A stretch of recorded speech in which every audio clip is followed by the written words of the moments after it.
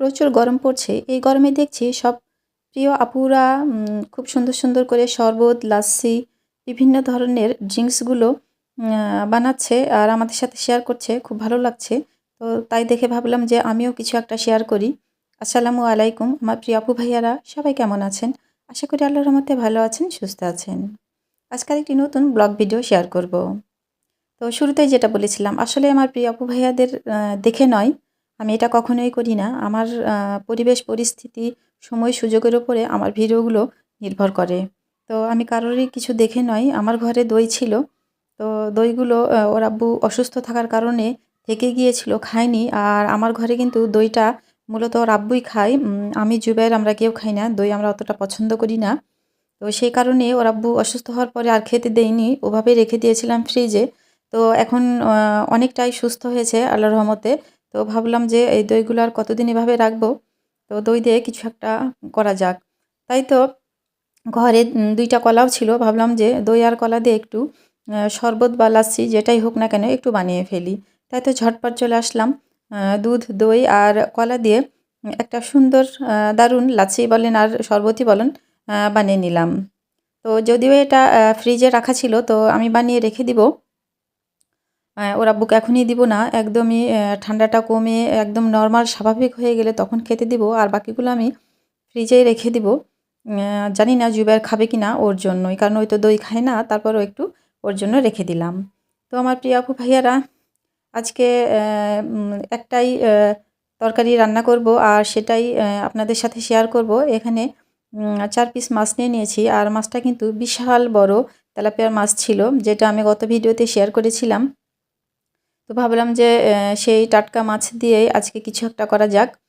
তো আজকে মাছটা তেলাপিয়ার মাছ রান্না করব। তো আমরা তো সবাই দই কাতল খেয়েছি, তো এটা তেলাপিয়া মাছ। আমি আজকে দই নয়, আমি আজকে দুধ তেলাপিয়া রান্না করব।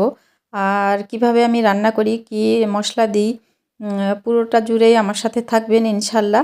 তাহলে পুরোটাই দেখতে পাবেন। আসলেই রান্নার সবসময় নতুনত্ব বা আলাদা একটা টেস্ট নিয়ে আসার জন্যই সবসময় চেষ্টা করি, আর সেটা আপনাদের সাথে আমি শেয়ার করি।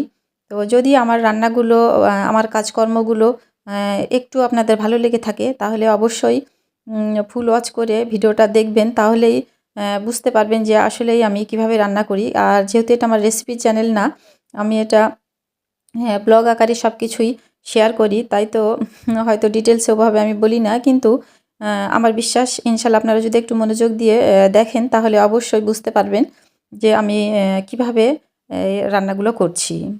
তো যদি ভালো লাগে তাহলে আমার মতো করে আপনারাও রান্না করতে পারেন। তো যাই হোক, আমি কিন্তু মাছ ভেজে নিলাম।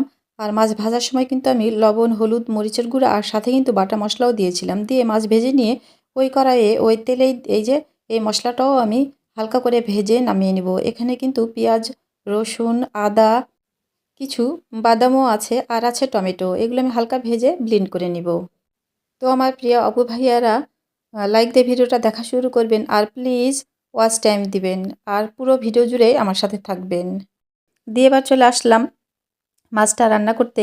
কড়াইয়ে তেল দিয়েছি আর দিয়েছি পেঁয়াজ কুচি। আর পেঁয়াজ কুচিগুলো আমি বেরেস্তা করে রেখে দিলাম, যে এটা মাছের শেষের দিকে লাগবে। তো আগে আমি বেরেস্তা করে রেখে দিলাম, দিয়ে ওই বেরেস্তার তেলেই দিয়ে দিলাম আবারও পেঁয়াজ কুচি।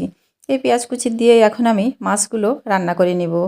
তো অনেক বড় তেলাপিয়া মাছ এমনিও খেতে ভালো লাগে, তো আরেকটু ভালো লাগার জন্য আমি একটু অন্যরকম করে দুধ তেলাপিয়াটা রান্না করছি। আমি এই রান্নার এই মাছ রান্নার নামটা আমি দিয়েছি দুধ তেলাপিয়া। দুধটা আমি প্রায় মাঝে মাঝেই নেই, কিন্তু দই একদমই আমার বাড়িতে আমি রাখি না। আর দই দিয়ে যদি রান্না করি তাহলে আমার জুবাইর খাবে না আর ও খেতে পছন্দ করবে না, কারণ ও আর আমরা দুজনের দইটা পছন্দ করি না। তাই তো আমি চেষ্টা করি এই ধরনের রান্নাগুলো দুধ দিয়েই করার। তো যে মশলাটা আমি করে রেখেছিলাম ব্লেন্ড করে, সেই মশলাটা কিন্তু আমি এখানে দিয়ে দিলাম। দিয়ে এখন সব ভালো করে কষাবো, যতক্ষণ পর্যন্ত তেলটা উপরে না ওঠে ততক্ষণ পর্যন্ত কিন্তু আমি কষাবো। তো ব্লেন্ডারটা আমি একটু আবার ধুয়েও দিয়ে দিলাম অল্প একটু পানি দিয়ে। এখন আমি এটা অনেকক্ষণ ধরে কষাবো। তো আমি কষাকষির ঝামেলাটা হয়ে গেছে। এখন কিন্তু আমি এই যে এই ব্লেন্ডারে আমি কিছু দুধ ঢেলে রেখেছিলাম, সেই দুধগুলো কিন্তু দিয়ে দিলাম। আর এখানে কিন্তু আর কোনো পানি আমি দিব না, কারণ এটাতে আলহামদুলিল্লাহ খুব সুন্দর ঘনত্ব হয়ে গেছে এবং একটু পাতলাও আছে। আমি আর কিছুক্ষণ রান্না করব। করতে করতে এটা আরেকটু ঘন হয়ে যাবে, তাহলে আমার রান্নাটা কিন্তু হয়ে যাবে।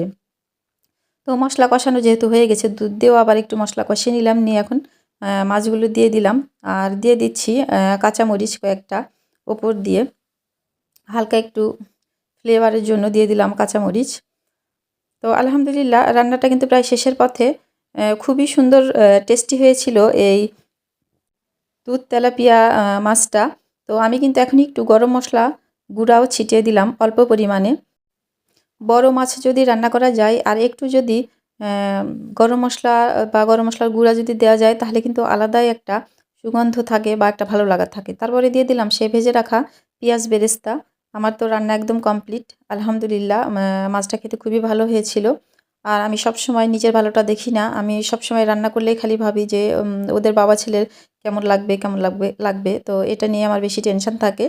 তো জুবাইরের ভীষণ প্রিয় ছিল। আর ওর আব্বু সুস্থ হওয়ার পর খুব বেশি একটা খেতে পারছে না, অল্প একটু করে খাচ্ছে। তো যাই হোক, মাছ রান্নাটা কিন্তু খুবই সুন্দর হয়েছিল আর খুবই টেস্টি হয়েছিল। আমার জুবাইর খুবই মজা করে খেয়েছে আলহামদুলিল্লাহ। আমিও খেয়েছি, আমাকেও খেতে খুব ভালো লেগেছে। তো যাই হোক, আমার প্রিয় আপু ভাইয়ারা, আজকের ভিডিওটা এই পর্যন্তই। সবাই ভালো থাকবেন, সুস্থ থাকবেন। ইনশাল্লাহ ফিরে আসবো আগামীতে নতুন কোনো ব্লগ ভিডিও নিয়ে। আল্লাহ হাফেজ।